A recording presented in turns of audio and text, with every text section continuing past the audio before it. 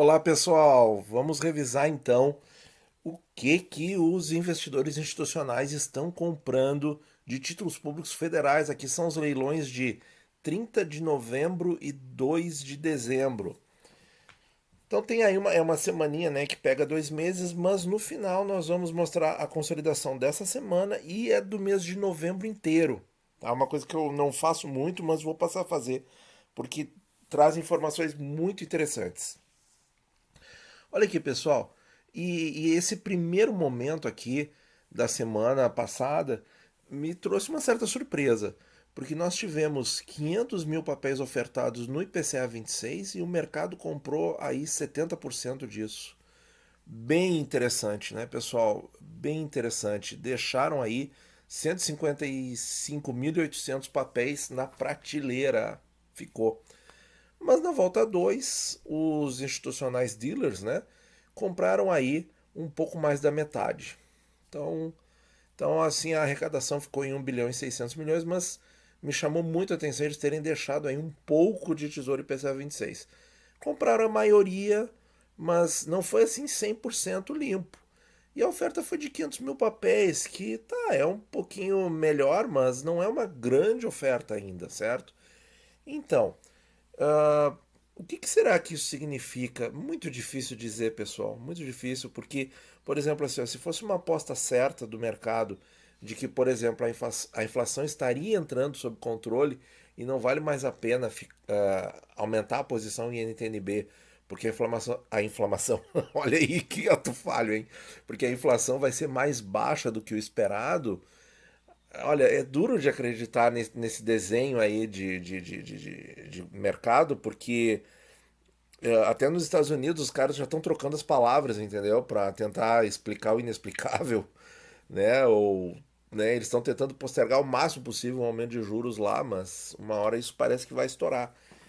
Então, assim, ninguém tá vendo inflação reduzir a curto prazo, né? A curtíssimo prazo. Ninguém tá vendo. Por que eles estão comprando menos Tesouro IPCA? Estranho, né, pessoal? Bem estranho. Nos IPCAs longos, aí ao contrário, na volta um vendeu tudo, ó. Só que a oferta foi menor, né? 300 mil papéis no IPCA 30, parte intermediária da curva, vendeu bem. E os 55, 50 mil papéis só para constar, também vendeu aí 1 bilhão e 400 milhões de reais. Tesouro prefixado com juros, pessoal. E aqui nós temos 750 mil papéis no prazo de 2027 e todos foram comprados. O volume não chega a 1 bilhão de reais. E 150 mil papéis para 2031, acima de 11%. O mercado comprou essa taxa tranquilo, certo? Mas o volume financeiro é menor, tá? Olha aqui, ó, vejam que só no IPCA 26 volta 1, o volume financeiro é de 1 bilhão e 300. E pega as duas NTNFs aqui, não chega a 1 bi, tá? Então assim, o mercado gostou dessa taxa, mas preferiu o Tesouro IPCA, né? Só que deixou um pouquinho na prateleira, tá? Prefixados normais, para abril de 22, taxa de 10%, Selic implícita de 9,75. 1 milhão, 2 milhões, 3 milhões, tudo vendeu, tá? A curva aqui está parcialmente invertida, certo? Porque o prazo mais curto já está abaixo do prazo mais longo aqui, ó. Vejo que a taxa de 2022 está em 10% e a taxa de 25 está em 11,4%. Só que ainda tem uma inversão na parte do meio da curva, que em 23 está 11,7 e em 25 está 11,4. Vamos pegar aqui o para 27 11,3 e para 31 11,3 também. Então se a gente colocasse aqui atrás, né, os outros prefixados daria 11,3 e 11,3. Então assim, a curva ainda tem um componente de inversão, mas já não é mais para 2022, é para 23. Então parece que a coisa está se acalmando, né? A curva está se aplainando nesses prazos mais curtos e aí talvez nós poderemos passar a ver nos próximos dias uma, uma redução das taxas, quer dizer, um aumento menor nas taxas de curto prazo e um aumento maior nas taxas de longo prazo, tá? Para fazer essa curva aplainar na parte proximal, na parte perto do tempo, e aumentar, abrir na parte longa do tempo, tá? Tesouro Selic LFT foi a grande estrela do leilão, garantiu aí muito do que foi captado pelo governo federal.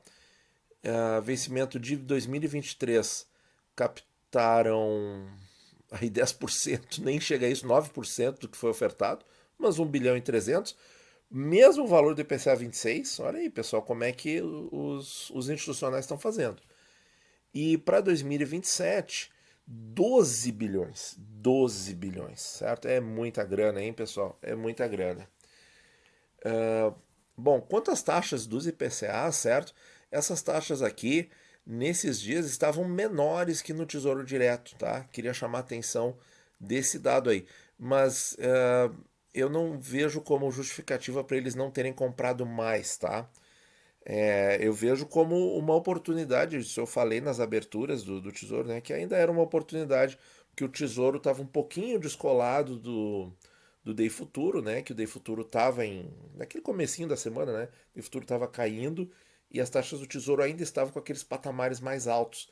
E aí o IPCA 26 beliscou 2 vezes o valor abaixo de 5 e fechou a semana abaixo de 5, né? Eu estou gravando antes, né, da segunda-feira, então você vai estar sabendo aí como é que estarão as taxas, né? Mas eu ainda não. Então pode ser que as taxas tenham voltado a 5 ou tenham caído mais ainda, né? A nossa estimativa naquele momento é que elas fiquem aí transitando entre 4,8% e 5% no IPCA 26, tá? Bom, agora vamos para a consolidação. E aqui nós temos.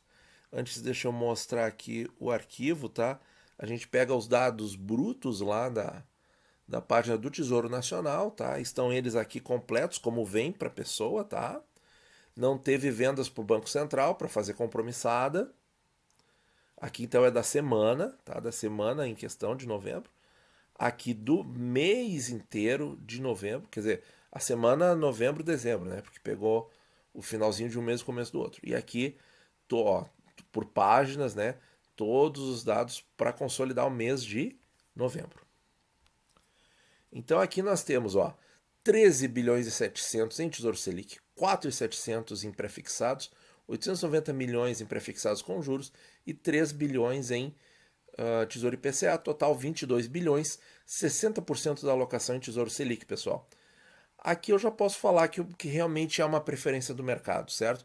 Porque eles deixaram o Tesouro IPCA na prateleira. Então é isso, tá? Talvez, se o Tesouro tivesse ofertado mais prefixado comum, talvez o mercado comprasse mais. Se tivesse ofertado mais prefixados com juros, também compraria, mas não ia passar de 1,5, 2 bilhões, né? Porque o leilão assim que a gente comentou aqui, que mais vendeu prefixado com juros, chegou a 4 bilhões. Então não ia ter nenhum motivo especial para chegar tanto nesse valor. Ia ficar na prateleira se o Tesouro fosse mais ousado na oferta, tá? Então sim, é isso aí, pessoal. Institucionais sendo institucionais como sempre, né?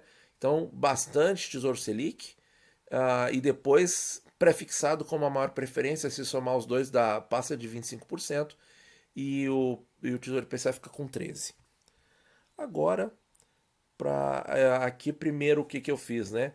Aqui tá a tabelinha com as colunas que eu eliminei e aqui o gráfico. Deixa eu só mostrar o consolidado de novembro, tá? Então aqui, pessoal, olha só. Aqui o leilão, tá?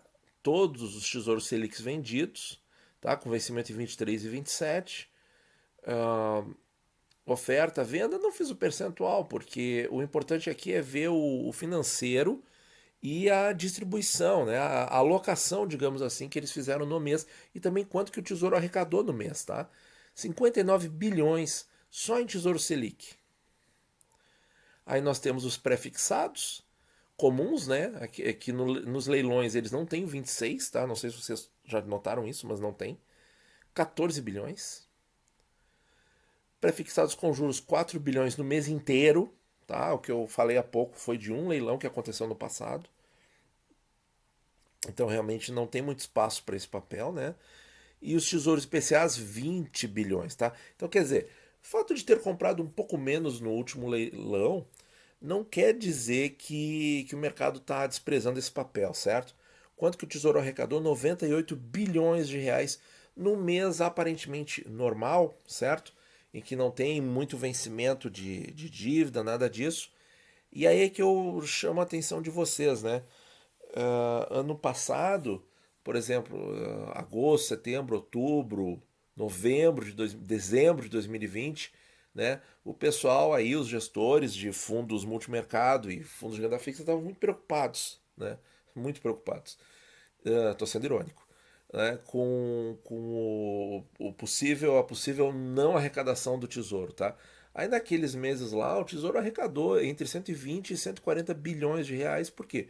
Porque precisava fazer caixa para um vencimento de dívida no comecinho de 2021, né? Aquele primeiro semestre que agora é passado, agora tudo é história, né?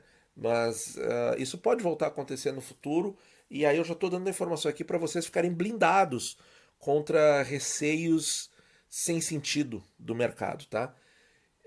E aí que o mercado, que o governo não ia pagar, aquele tipo de abobrinha, né? E agora arrecadou quase 100 bi no mês praticamente normal. Então, pessoal, não tem que se preocupar, certo, com esse tipo de argumento aí, tá? E aí, assim, comentaram aqui no canal que, a, que o governo está aumentando as ofertas para de repente não precisar ofertar muito no ano que vem, quando tiver estresse eleitoral e tal.